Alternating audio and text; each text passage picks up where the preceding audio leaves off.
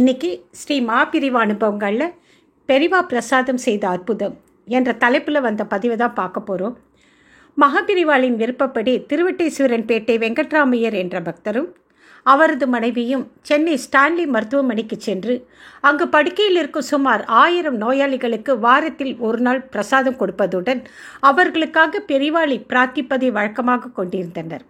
மேற்கு ஜெர்மனியை சேர்ந்த ஒருவர் சென்னைக்கு ஏதோ காரியமாக வந்திருந்தார். வந்த இடத்தில் திடீரென்று ஜுரம் வந்துவிட்டது. அவருக்கு சர்க்கரை வியாதியும் இருந்தது. வயிற்றில் ஏதோ கட்டி போன்ற கோளாறு, கிட்னி சரியாக இயங்கவில்லை. ஆஸ்பத்திரி டாக்டர்கள் வயிற்றில் கட்டி இருப்பதாகவும் உடனே அறுவை சிகிச்சை செய்தாக வேண்டும் என்று முடிவு செய்துவிட்டனர். ஆனால் அந்த ஜெர்மனிக்காரருக்கு உடலில் பல்வேறு நோய்கள் ஒரு சேர இருந்ததால் ஆபரேஷன் செய்வதை தள்ளி போட வேண்டியிருந்தது. இந்த நிலையில் திருவட்டீஸ்வரன்பேட்டை வெங்கட்ராமையர் ஆஸ்பத்திரிக்கு பெரிவாளின் பிரசாதத்துடன் சென்றார். எல்லோருக்கும் கொடுக்கும்போது அந்த ஜெர்மன்காரருக்கும் கொடுத்தார். அவரும் வேற்றுமை காட்டாமல் பிரசாதத்தை பக்தியுடன் பெற்றுக்கொண்டார். அன்றிரவு பெரிவா அந்த ஜெர்மன்காரரின் கனவில் தோன்றினார். அவர் பெரிவாளை முன்பின் பார்த்ததில்லை. மறுநாள் எழுந்தபோது அவருக்கு வயிற்றில் உபாதையே இல்லை. டாக்டர்கள் வந்து பரிசோதித்து அதிசயம் அடைந்தனர்.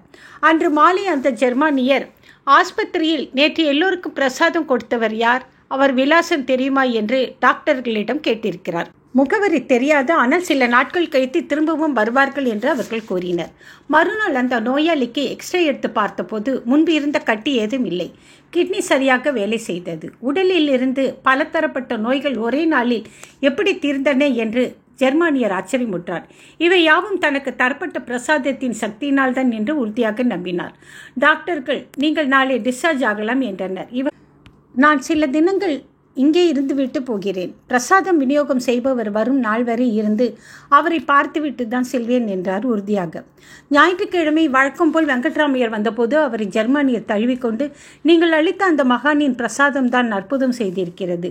ஒரே நாளில் என் உடல் உபாதைகள் யாவும் மாயமாகி பறந்ததென்றால் அது மருத்துவத்தினால் அல்ல என்பது உறுதியாக உணர முடிகிறது. இப்பேற்பட்ட பேரருள் பொழியும் மகானை நான் கண்டிப்பாக காண வேண்டும். என் ஆசையை நீங்கள் தான் பூர்த்தி செய்ய வேண்டும் என்று மனமுருக கோரிக்கை வைத்தார். அன்று மாலை 4 மணிக்கு அந்த வெளிநாட்டவரை பெரிவாளிடம் சென்னையில் அருகாமையில் இருக்கும் நூம்பல் என்னும் கிராமத்திற்கு அழைத்துச் சென்றனர்.